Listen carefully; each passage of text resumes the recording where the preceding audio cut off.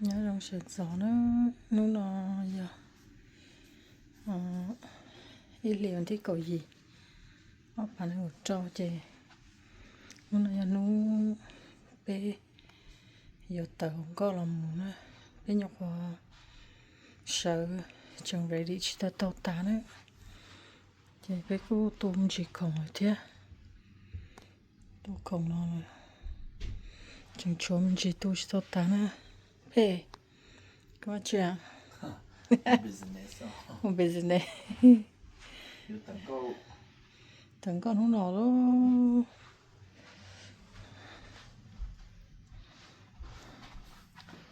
tức là cho Florida Orlando đó chắc là cho là chị bé muốn nông chị cháy chị theo bé ở tờ thiên này cũ tụi bé chỗ ông business tụi thun sao bự nó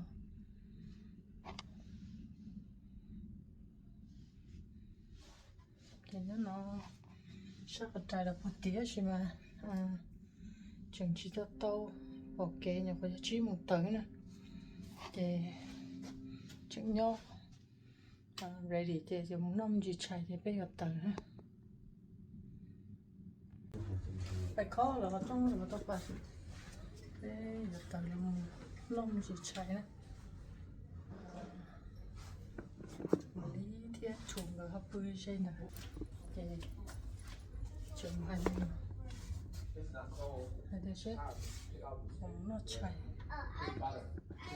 cái cứ ốp vào với chụp lâu sáng có ý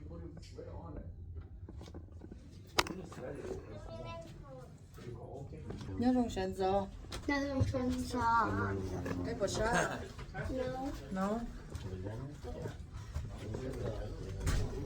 chỉ sao lắm nó có lần nào you cold? Oh, okay. You're back to Florida now. Yeah. Florida. We're at the boat stop. Yes, Yeah. still on the boat. You have to go to court. Still on the ship. You still get to stay on the ship. Yeah. Just for a little because we have to go to court. Yeah. Wait at court. Yeah. Go on the plane. Yeah. Bây giờ có một plan gì là khá một chế rồi nha. Yeah. Yeah. But not my mom. Nó tay mang hay là gì? Haha. Ha.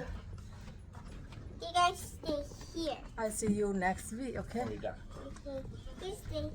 Okay, I number stay- 15. I stay one more week. Watch for people. How to say I love. Right here. Why you go far away? 1-5.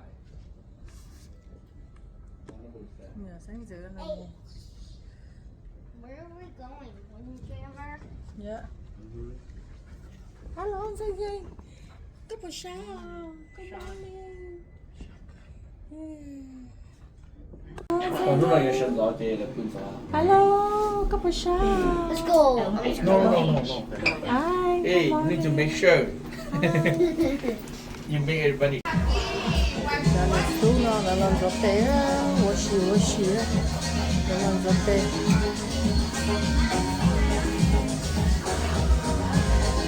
Làm gió té.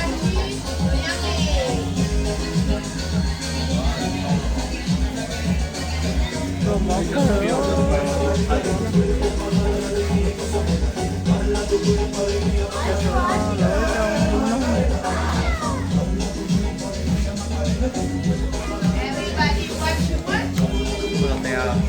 lên rồi của mà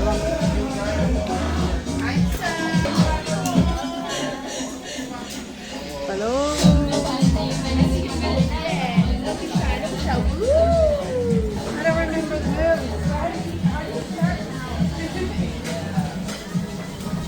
I'll turn it out that. Yeah, that's what we do. Bye.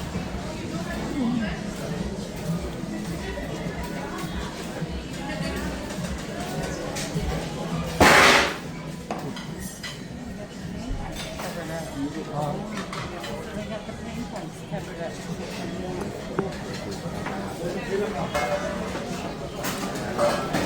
cái gầu rồi đó, đồ chặt cái rồi đó, còn nó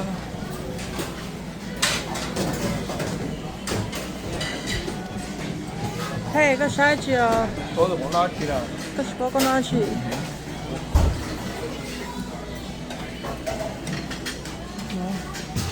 你家里菜的有手里拿是？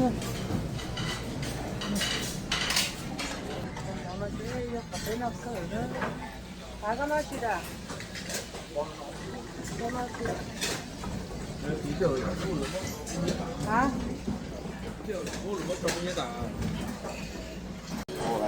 ？bé lúa chạy cờ đó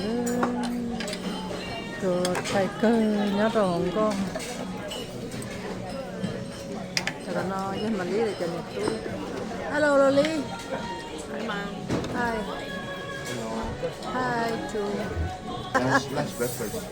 last breakfast cái giờ phải từ 2 giờ cái nó chạy cả về cái tàu chứ nó quậy thế trong sải cha sữa có last meal nè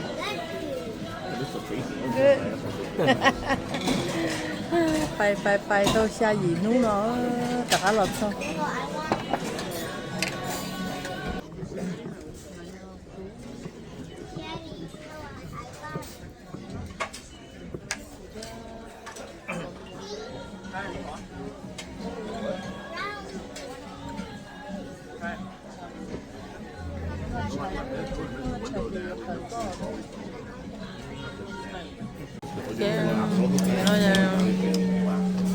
anh chị mà đâu được làm được cái nó chạy hello nó bỏ một cơ không có nó chỉ cái tuần xài nó chỉ cho xín này thôi thì last day á chỉ cho xín này kìa nửa nè người chỉ muốn được bắt bờ lò thôi còn nó chạy cái là bờ Yesterday you put whipped cream on yours. It was so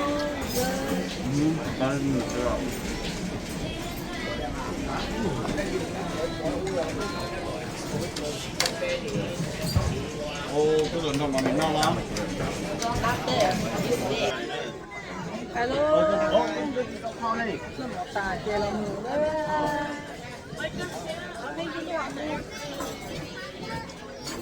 Oh, I told Peter to come to the parking ramp like last time.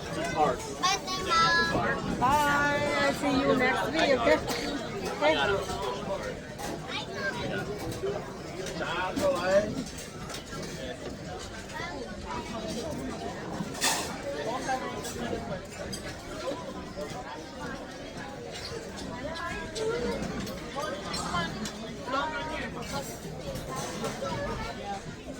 Want to take him up?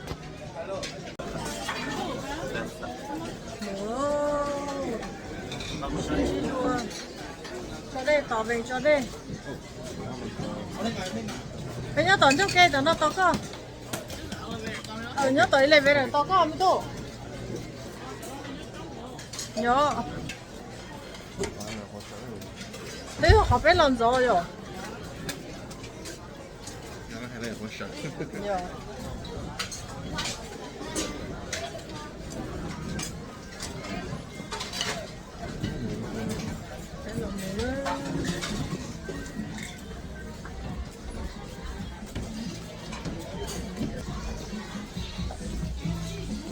rồi cái chuyện nó bỏ cái tàu đây trên đi giờ lấy à cái điện池超市啊呀木年11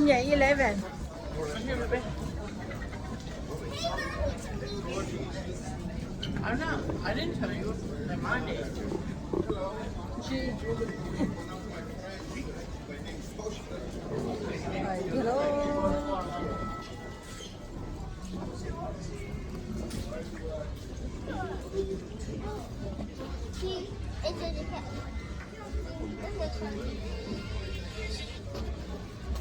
我把它洗起来了。啊？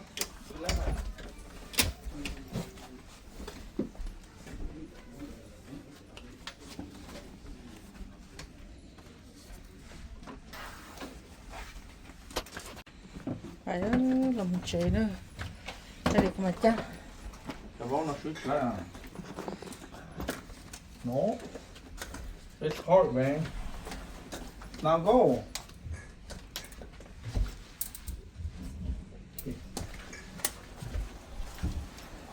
làm chế đó chắc không tại làm mù nữa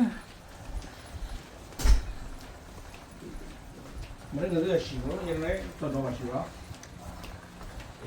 真的没学到。 Thôi, không à.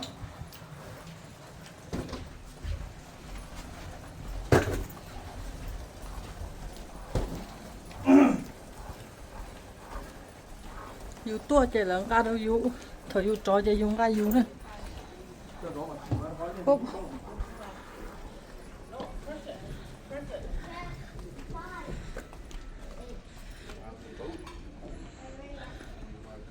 These people are gone.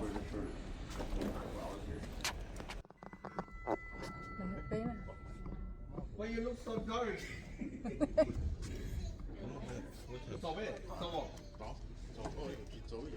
Bé mà tới cái gì mà?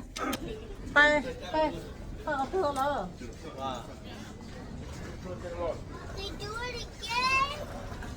Thì chấm xuống thưa, nó tụi bó cho luôn kia. No, Daddy, I know why they do that again. For the next people who come on this group. Dạ. Cái tàu là mua. Có cua gì lấy cá đâu dù.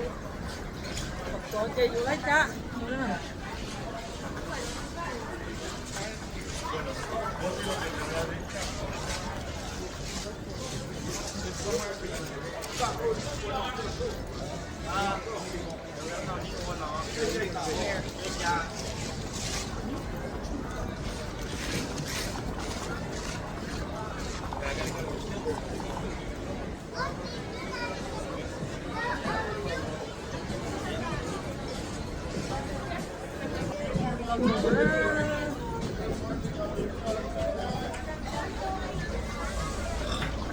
Vamos ali.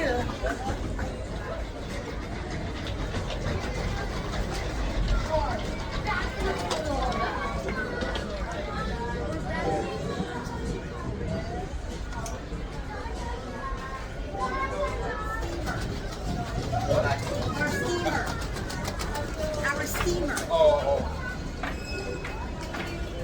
Hi.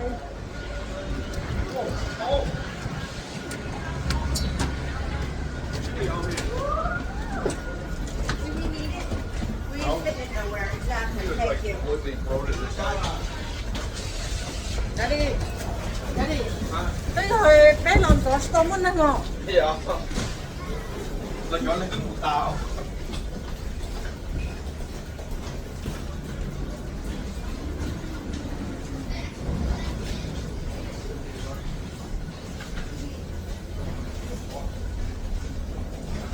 Hôm rồi cá nữa được thầy đi kia rồi. Cá là để tới vậy.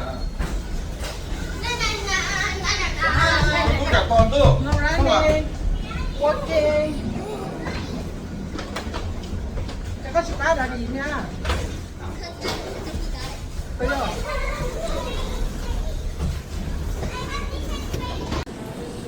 Cái sở thì cái đúng con nó lò. Hello.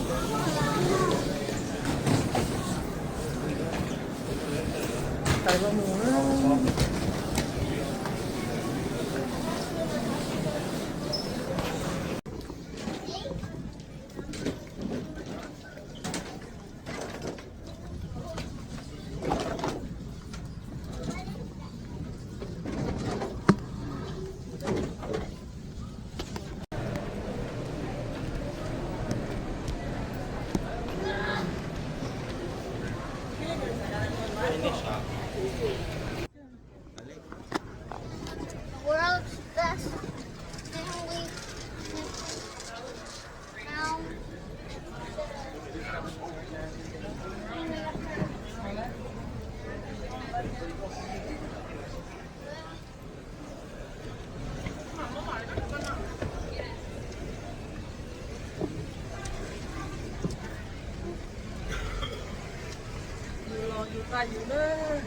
mua được cái thái gì nha.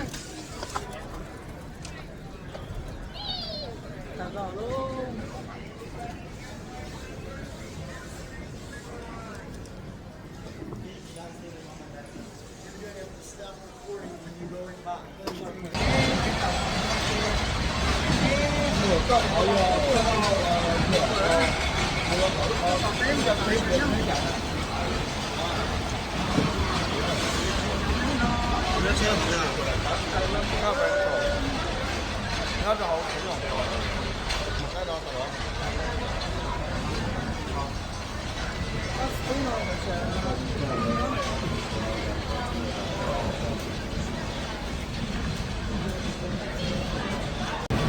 Nên mà tao là chúng tao nó là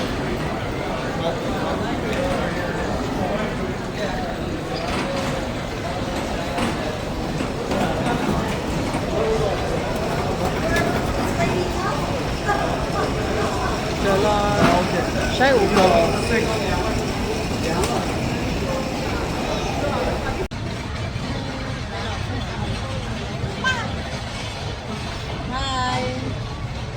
Cái là mới chi à? Cái nó hồng như cái sao đó? Để mình chế cái à? Cái chẳng có.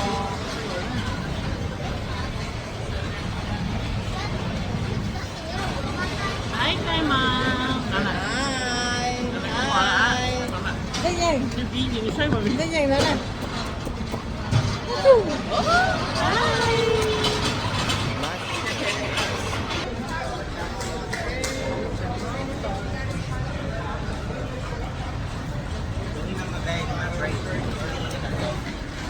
Đi trên buồn đó ấy.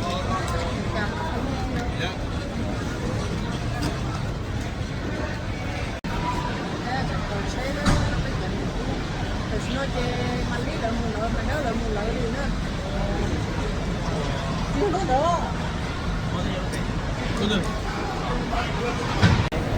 nó học tên luôn.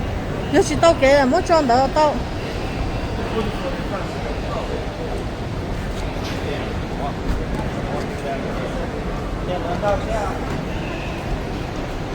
Có cho nó mà bị gì tiền này. Đây là mùa. Mùa. Xin chỉ đùa.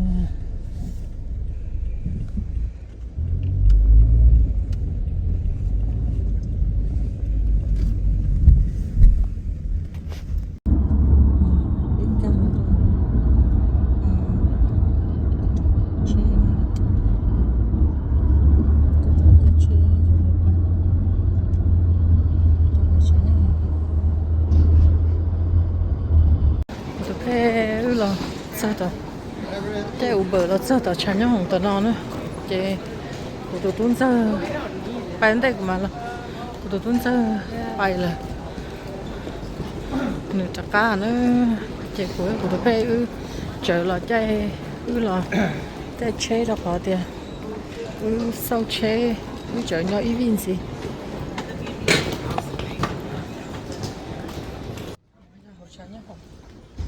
lên đó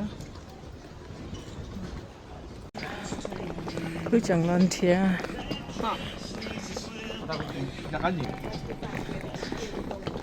cứ lần thia cứ lúc chờ sau trên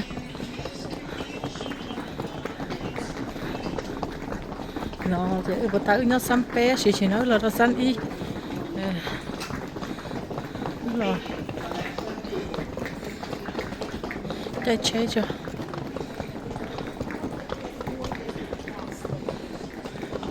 tụi phê vấn đề họ cũng là cả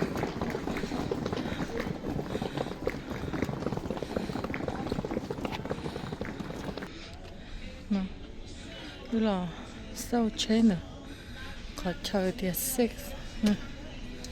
vậy to nên rồi lại thả lại mua lưu chế rồi trả cho hả chị bố à Chứ mua lại là thốt cá. Rồi đây chụp ra cho lật thẳng.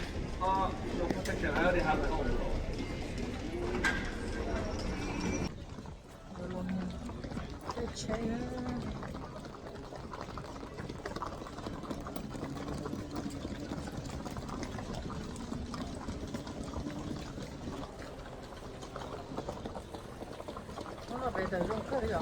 Đó là Chỉ nó chỉ số.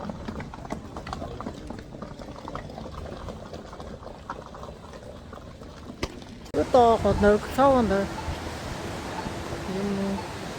Thì lúc hạt trên cá ra thì nó chỉ mà mua.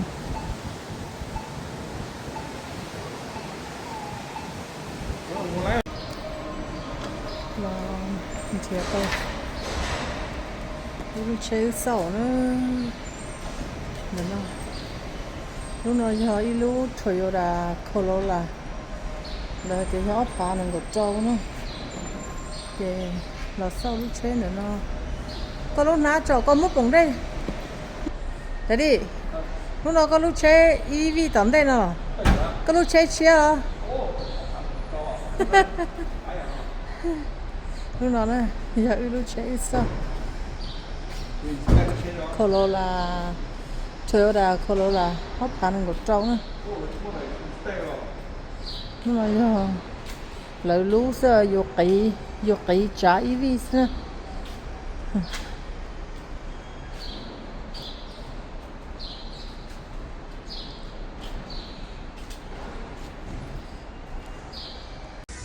Cho tôi chơi thế một tầng là một chi là lúc rồi Florida nữa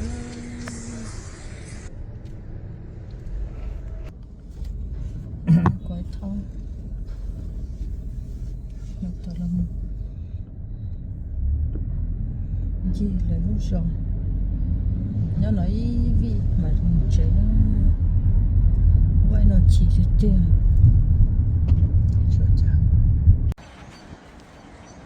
mà nói thì cái phê là phun là nó nè, là phun là nó im mò, là tiếng gọi là chỉ để xa chứ, là mình sẽ không nó ta chứ, tới giờ ta su đùa tới bé mộng nói hết chứ là chết, để lúc mà treo nó chứ là sau này nó nữa, sau này nó ta kỳ giờ muốn nó chi mà muốn nó một to bên hướng nó sống có xa gì hướng nó còn hướng nó gần cơ liền là so hướng nó để nó cho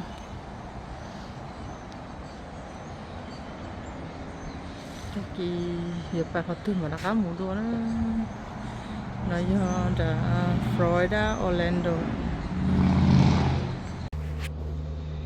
nó chỉ là bự đi mòn tới lúc học trường này nè nhớ rồi còn nó là Orlando đó. Orlando đó. Ok. Cứ mòn nữa nè. Ta kỳ mà đi phải nó nói xa cơ chè. Rồi phải cứ lò. Từng có lò chè, cứ lò mình chỉ ta la thế lò mình chỉ món nó ta chè. Chỉ nó chè cứ lò check-in hotel ta chè tiêu. Cứ lò so nó ta kỳ ở bãi chi mà đã cá mù đua là lấy nước sát ta này